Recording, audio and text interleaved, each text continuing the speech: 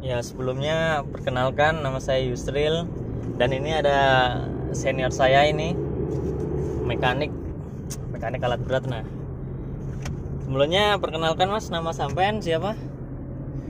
Heri Handoko. Saya di UT Sudan ini. Masih sementara sih masih bekerja di UT ya.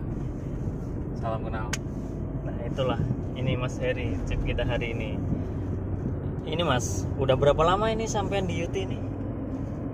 Di UT sebenarnya itu saya dari tahun 2005 ya awalannya magang.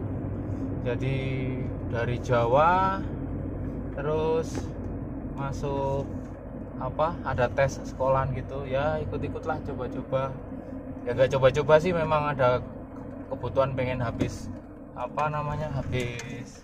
sekolah, lulus sekolah harus bisa kerja. Kebetulan ada lowongan di United Tractor. Saya coba, sebenarnya nggak tahu juga sih, cuma mikirnya traktor itu biasanya ya traktor sawah. Tapi kenyataannya alat beratnya Mas. Ternyata saat masuk itu alat berat, dimana saat di Jakarta itu ampun, pertama kali masuk serasa excited lah, kok mantap sekali ini, ban aja sama saya kok tinggian ban. Itulah yang mulai awalannya saya masuk UT itu ya, karena ya awalannya dari nggak tahu, tapi begitu masuk itu kerjaan menantang ini, seperti itu. Oh iya Mas, untuk sampean tadi kan awalnya bilang kalau magang kan awalnya itu. Sampean magang berapa lama sih kalau boleh tahu Mas?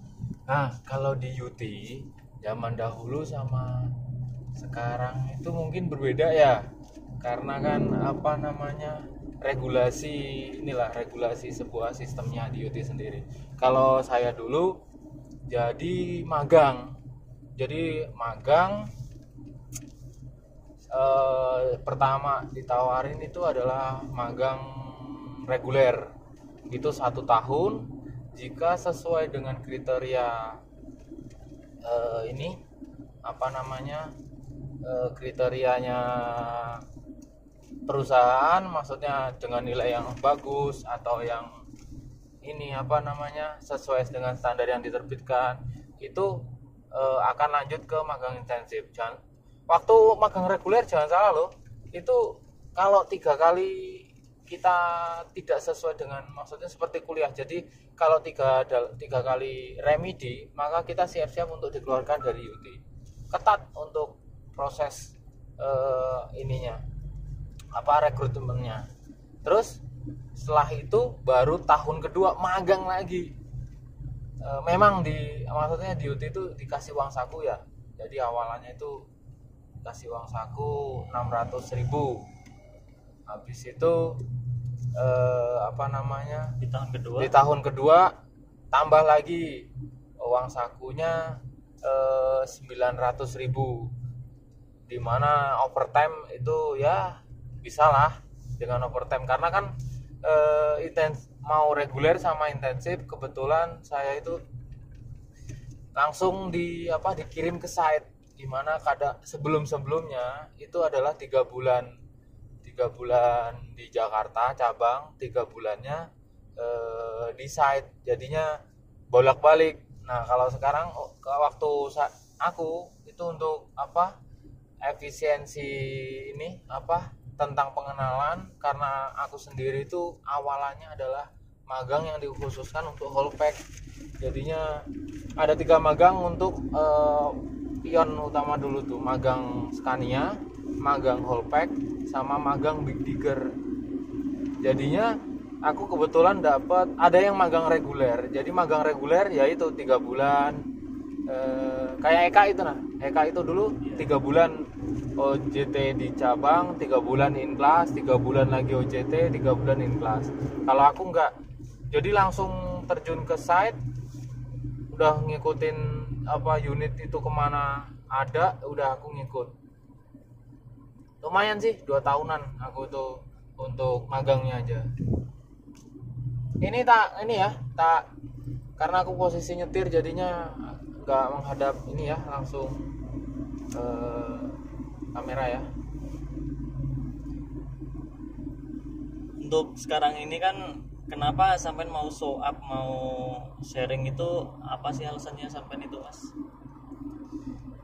Ya ini ya apa kan setelah magang itu kan dari 2007 sampai sekarang ya sekitar berapa tahun ya? Sekitar pokoknya dari total magang itu sekitar 16 tahunan lah ya, 16 tahun Iya. tuh hampir mau ke 17 ya. Itu dulu waktu aku magang itu tuh Untuk mencari ilmunya itu untuk mencari ilmunya itu susah, tidak dimana seperti sekarang ya. digital itu nggak ada kan zaman dahulu, jadi dari mulut ke mulut. Nah kadang aku sangat senang itu orang, jadi kalau saat ketemu sama senior kan kita kan masih baru mau tanya itu kadang itu nggak tahu apa yang mau ditanyain ya, bener nggak? Iya benar Mas. Jadi kalau ada yang senior kadang mancing-mancing, coba tanya. Kalau dulu kan masih zaman digital belum ada. Kalau mancing-mancing itu bagus. Jadi kadang ditanyain, besok coba ini kenapa ya? Kita suruh nyari buka sama Banyuang. Nah kalau sekarang kan zaman canggih, buka YouTube, buka Google, sudah ada itu. Banyak kok tutorialnya, banyak kok untuk caranya. Dan disitulah sistem untuk sharing knowledge itu berbeda cara juga. Makanya untuk teman-teman yang baru, kenapa sih saya mau show up? Ya tujuannya awalannya itu ya untuk sharing knowledge sama teman-teman yang baru masuk. Karena saya dulu waktu magang diajarin sama senior dengan cara yang baik, penjelasannya bagus, dipancing-pancing. Itu otomatis saya malah senang. Ada juga kan setiap senior kan beda cara ngajarinnya. Ada yang langsung dijelasin, ada yang langsung cuma mancing-mancing, ada yang kita mau tanya sudah dimarahin ya kan? Iya Mas.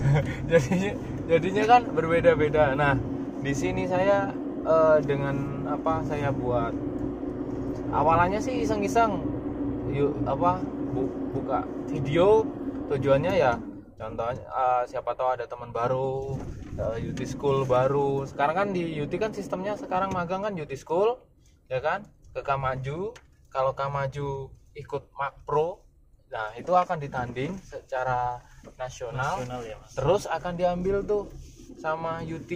Jadi proses jenjangnya panjang, dimana udah pinter disaring lagi di antara orang yang paling pinter. Jadinya bukan main-main lah untuk sekarang yang UT yang sekarang ini melewati ratusan orang pinter lah, ribuan bahkan. Nah makanya itu untuk teman-teman baru caranya, apalagi kan di set kebetulan yang saya di sini nih Mandor ngasih tahu kemarin awal tahun, ayo bro, teman-teman semuanya untuk tahun 2002 bikin dong video-video mentor, video-video tentang cara-cara untuk mempermudah sebuah pekerjaan. Jadinya dengan melihat aja yang tadinya nggak tahu jadi tahu, jadi nggak melulu diceritain. Kalau ngelihat video kan langsung aktual tuh, langsung enak tuh, langsung paham, bener. Karena kan ngelihat ya kan, oh gini loh cara-caranya, pasti berbeda dong ya kan Al? Yeah. Coba sampean kalau ngelihat sesuatu yang contohnya aku ceritain tentang Final Draft, dengan sampean ku bilangin sama dengan ngelihat sendiri pasti akan berbeda. Apalagi sampean ngalamin. Sekarang itu untuk cari ilmu kan seperti prinsip maling itu loh. Jadinya kita nggak perlu jadi maling untuk tahu ilmu maling. Ya makanya itu seperti YouTube inilah. Kamu nggak perlu melakukan pekerjaan final draft, tapi RNA contohnya case final draft kemarin kan, kamu nggak perlu melakukan pekerjaan RNA final draft di mana effortnya kamu capek, tahu sendiri kan prosesnya seperti apa, lumayan berat kan. Tapi dengan nonton video aja, oh kamu tahu loh step-stepnya, awalannya apa, yang disiapin apa, kritikalnya apa, ya kan? Nah di situ sudah awalannya kemarin tuh iseng-iseng aja gitu, ku apa namanya, ku upload. Saat video yang terakhir itu akhirnya kok apa gimana ya, banyak respon dari teman-temannya dari, bagus ya itu mas. iya responnya bagus, responnya banyak, bagus, memotivasi lah. Di situ akhirnya kenapa ndak ini ya, aku tuangin segala hal yang ku kerjakan ke dalam sini. Memang effortnya bikin video, toh selama experience selama 17 tahun ini pasti ya, namanya ilmu ya, pasti akan ada selalu yang kurang. Pasti kalau kita ngejar ilmu, mau ilmu dunia mau ilmu agama kan, kalau kita ngejar ilmu kan nggak akan ada habisnya walaupun kamu sampai tua. Tapi di antara pengalamanku tentang bekerja, ya itulah yang akan cara-cara, trik-trik apa yang ku temuin setiap hari, setiap pekerjaanku, aku akan tuangkan di dalam sebuah video, di mana banyak orang atau teman-teman, khususnya sih teman-teman UT School yang baru fresh graduate, teman-teman mekanik pada umumnya pada tahu. Jadi di mana sih cara-cara tentang penyelesaian sebuah problem, dimulai dari hal yang paling gampang sampai hal menengah sampai hal yang paling sulit. Segala sesuatu, kalau contohnya remove install, ya udah kita konsennya pada preparation toolnya, JSA-nya, safety-nya seperti apa, pengangkat alat angkutnya berapa muatan. Jadi itu akan setiap dalam pekerjaan akan aku usahakan untuk mencantumkannya. Jadinya teman-teman saat sebelum memulai pekerjaan sudah siap tuh. Jadinya nggak perlu mikir-mikir lagi, dimana saat mulai contohnya pekerjaan engine apa aja sih yang akan disiapin, ini. Udah tinggal list aja, go ahead. Jadi sampai beratnya berapa. Jadi teman-teman insya Allah nggak lebih mengurangi ini persiapannya, dimana kadang lupa. Ya aku juga pasti akan ada yang kurang, namanya manusia kan, ada aja lah. Tapi sebisa mungkin akan aku, ya semua 100 ya aku jadikan 90 atau 95% lah dari persiapan yang kurang. Kalau troubleshooting gitu juga akan aku cacah semudah mungkin agar teman-teman yang lihat itu ya bisa terbantu lah. Terbantu gitu. Nah untuk Maya sebenarnya ya malu-malu juga sih, untuk namanya aku orangnya itu kan nggak terlalu seneng dengan show up apalagi direkam-rekam gitu, agak malu-malu juga. Tapi ya cobalah, yang penting ini sebagai tujuan utamanya gitu, untuk sharing. Terlebih dari itu responnya seperti apa atau belakangnya seperti apa, ya tak jalanin aja lah. Untuk sekarang ini ya, untuk sekarang ini saya masih sebagai mekanik UT, bekerja masih di UT. Kegiatan sehari karena ngikutin prosedur saya, walaupun di customer nggak sesuai dengan prosedur atau yang kita harapkan, ya saya akan menjaga kualitas dari pekerjaan UT semaksimal mungkin sesuai dengan prosedur yang ada. Iya mas, untuk sebelum melanjutkan ini tuh, nanti jika ada teman-teman yang ingin izin bertanya di kolom komentar itu, kita buatkan video untuk sesi Q&A tanya jawab, gimana mas? Oh ya boleh, itu mungkin ya, kalau siapa tahu ada teman-teman yang berkenan mampir mau bertanya, semaksimal mungkin akan saya jawab dengan sesuai yang saya tahu dan saya akan pastikan pengetahuan saya sesuai dengan SOP atau show manual pada unit Komatsu. Oke, itulah perkenalan singkatnya. Sebelumnya nanti kita lebih mendalami apa yang Mas Heri ini akan kerjakan hari ini dan kita teruskan untuk sebentar lagi. Mas Heri, untuk ini kan perjalanannya cukup jauh menurut saya itu, Mas. Biasanya itu emang seperti ini kah yang di Sudan itu untuk backup customer-nya itu? Ya, untuk area Sudan sendiri nih, saya pertama kali datang kan baru mutasi nih dari area Kalimantan Timur kan, baru ke sini kan. Ini areanya itu luas. Jadi dia itu dari perjalanan dari office-nya itu ada yang 1,5 jam baru nyampe customer.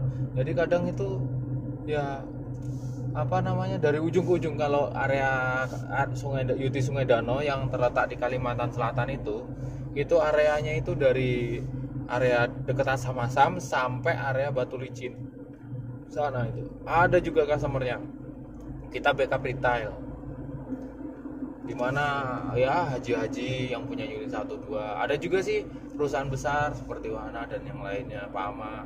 Kita tetap support area untuk duty Sungai Danau sendiri. Oh ya Mas, untuk ini nanti itu hal apa sih yang Mas yang harus kita sampaikan ke customer jika kita mau melakukan suatu pekerjaan itu?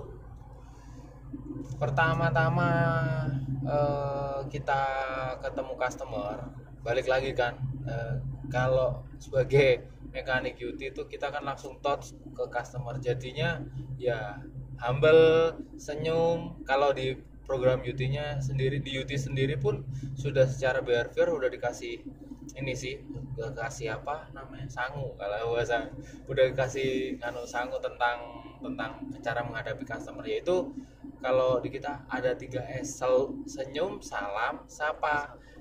Tersenyum dulu sebelum ketemu sama customer, itu senyum aja dulu udah. Apapun mau masalahmu segede gaban atau seluas samudra kan, mau nggak mau kalau kita kerja ya udah profesional kan, senyum dulu udah. Mau customernya marah kayak apapun, senyum aja dulu. Kalau dia mukanya yang marah, senyum sama yang lain. Tak mungkin juga kan ketemu customer di awalannya memang marah, wajar. Selama marah, customer marah itu wajar kok, karena merasa kurang sesuai dengan ekspektasinya. Tapi mending customer marah daripada customer diam tapi tiba-tiba lari, pilih ganti yang lain. Kalau aku sih mending customer marah, udah diam aja, senyum, salam, ya assalamualaikum lah kalau bahasa, atau selamat pagi, selamat siang, ngikutin. Habis itu baru sapa. Jangan langsung ke arah ini ya, langsung Pak gimana jobnya, gimana, pembicaraan dengan dulu lah. Gimana Pak kabarnya?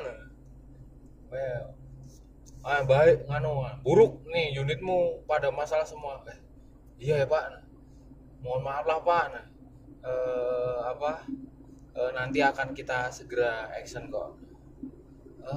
Tapi pancing dengan sesuatu hal yang menyenangkan untuk merubah suasana tadi, jadi komunikasinya nyaman. Kalau dia kayak gitu kan bilang ya contohnya seperti itu ya ambillah kata-kata yang kiranya tidak menyakiti beliau, karena customer kan mau nggak mau tetaplah raja kan. Kita support kan, tetap support, intinya seperti itu sih.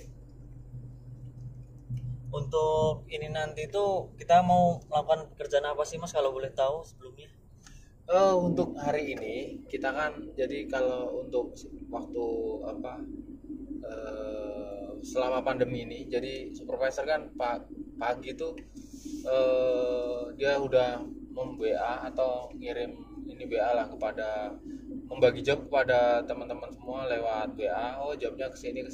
Udah, jadi kita di kantor itu langsung ke customer, kebetulan hari ini aku tuh dapat job untuk troubleshooting Exa, 2 Exa nih. Satu dia itu low power, yang satunya dia problemnya boomnya itu turun sendiri dalam satu area. Jadi PC 200 dia punya 2 unit, kedua unitnya problem. Nah kayak gini nih, udah nanti speak aja lah sama customernya, jangan maksudnya jangan tunjukkan rasa hormat lah. Setiap orang punya cara tersendiri kok. Saya kurang memang agak kaku untuk urusan itu, tapi kalau sudah ketemu ngalir aja sih. Kalau untuk menjelaskannya agak susah karena karakter tiap orang tuh beda-beda, dan setiap karakter orang itu selalu ada yang unik kok.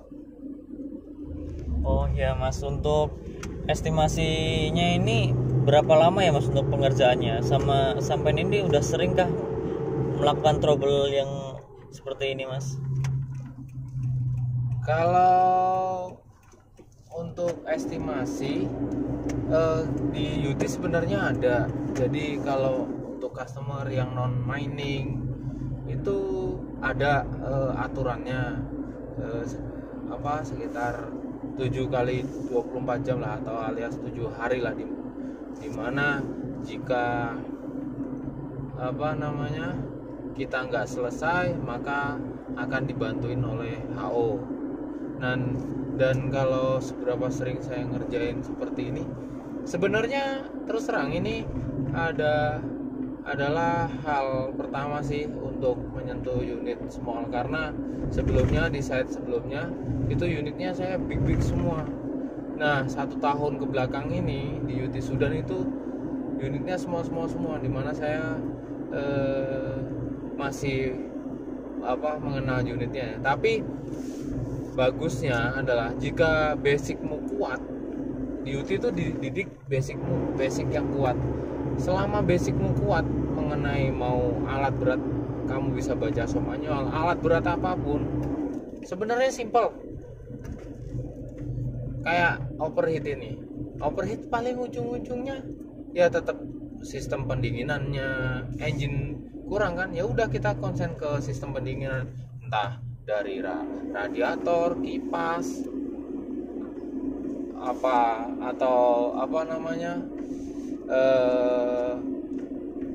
yang hubungannya sama pendinginan lah, ya kayak cooling system, terus air sistemnya dia, terus apakah memang fuel sistemnya, siapa tahu dari turbonya sendiri, atau pompanya terlalu berat, engine-nya kebebanan pompa, sudut pompa, akhirnya loadnya tinggi terus. Banyak sih penyebabnya, nanti kita lihat sama speak saat ketemu customer.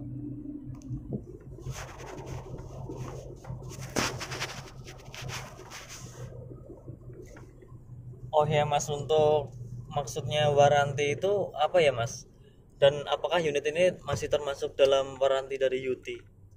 Ya, kebetulan unit ini sebenarnya itu waranti karena HM-nya itu kalau yang dilihat di job tadi itu masih sekitar 600, yang satunya 700. Jadinya ya udah kita inspek dulu. Tapi jika ternyata dalam saat pengerjaan ada pengarahan ke non waranti, contohnya gini, jadi waranti itu disupport sama aja kayak sampean beli HP. Kalau itu HP-nya rusak karena layarnya atau rusak karena mesinnya, karena pemakaian lah, selama garansi pasti akan sama dalam tenggang garansi 1 tahun atau 6.000 jam itu pasti akan diganti lah. Pengerjaannya gratis, penggantiannya gratis, spare partnya gratis. Tapi jika kesalahan pemakaian, contohnya saat handphone contohnya HP ya, sampean pakai untuk hujan-hujanan, ya nggak garansi. Karena apa? Penyalahan penggunaan. Sebenarnya sistemnya sesederhana itu sih. Tapi kadang ada beberapa customer yang ada goodwill atau kebijakan dimana kadang dikasih ya, oh ini customernya seperti ini, goodwillnya seperti ini. Jadi kebijakannya itu berbeda-beda tiap customer, tidak bisa disamakan. Oke. Ini Mas, yang menjadi klaim waranti dan tidaknya itu apa, bisa didefinisikan ya Mas? Jadi contohnya gini, kalau waranti itu contohnya gini, masalah powertrain, masalah ini kayak alat berat itu. Kalau aku ibaratkan seperti mobil lah. Mobil kalau yang rusak mesin, transmisi, gardan atau diferensial, itu akan dilakukan penggantian. Tapi kalau yang rusak lampu, ban, kampas kopling, itu kan pemakaian. Aki itu pemakaian. Jadi kalau itu rusak, kebanyakan pasti akan di reject. Kalau kita ngikutin rule dan SOP yang saat perjanjian agreement dari perjanjian yang rata-rata perjanjian jual beli unit, itu pasti yang saya sebutkan tadi seperti cok tire, kampas kopling, fuse, lampu, terus aki, itu nggak waranti. Sama ini Mas, kita itu sebagai customer itu bagaimana melaporkan suatu unit milik kita yang rusak kepada UT itu seperti apa ya Mas prosedurnya? Oke, kalau untuk customer yang ini ya biasanya langsung telepon salesnya yang jualan unit, atau telepon ke 15.072 itu adalah call centernya UT Call. Itu nanti akan diarahkan customer tersebut untuk dengan site terdekat tempat unit tersebut berada. Nanti akan di support point biasanya, atau nanti dari pihak marketing atau salesnya tersebut akan menghubungkan. Kan kalau marketing kan akan di list tuh, nanti Bapak akan masuk unit ini, akan populasinya di mana? Di sini, di Sudan. Oke, nanti ini ya, hubungin kontak personnya, akan disambungkan ke kontak personnya supervisor saya. Nah, setelah sama supervisor saya itu udahlah langsung dikirim, didelegasikan ke mekanik untuk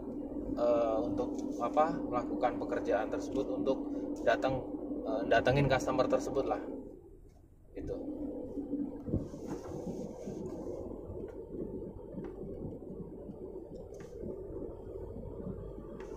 Untuk ini Mas, support point UT atas sekarang ini di mana saja ya Mas, kalau boleh tahu Mas?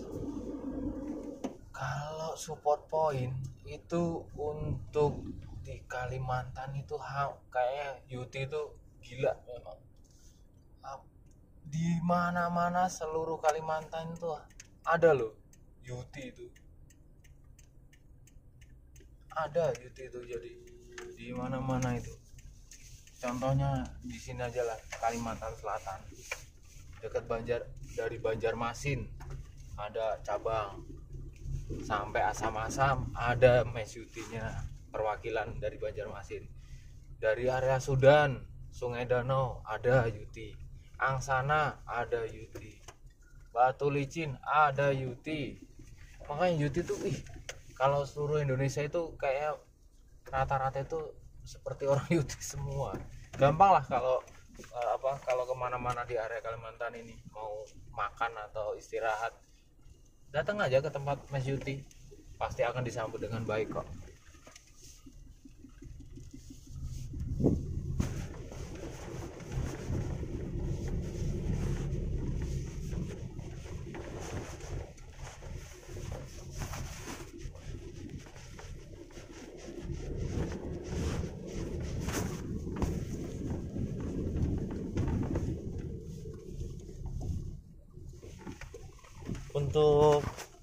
Untuk area tempat kerja sampean sekarang ini bisa handle job apa saja ya Mas kalau boleh tahu?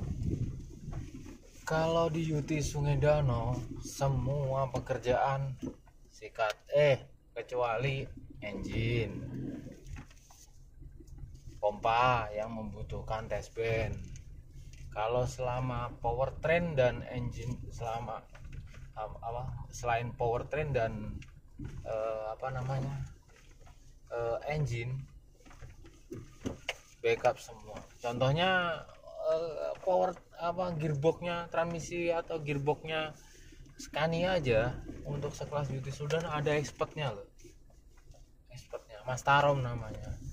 Dia itu expert sekali di Scania. Mau dari ujung ke ujung. Sebenarnya bisa aja kalau beliau itu engine, tapi ya karena mungkin ini ya tes bandnya belum maksimal, jadinya beliau mending ya out aja dulu. Tapi kalau untuk gearbox dari ujung ke ujung lah, apa yang nggak ditahu tentang Scania. Begitu juga dengan mekanik-mekanik yang lain. Super semua orang-orang sini. Saya pertama kali datang ke sini, mantap sekali nih orang-orang sini, hebat semua.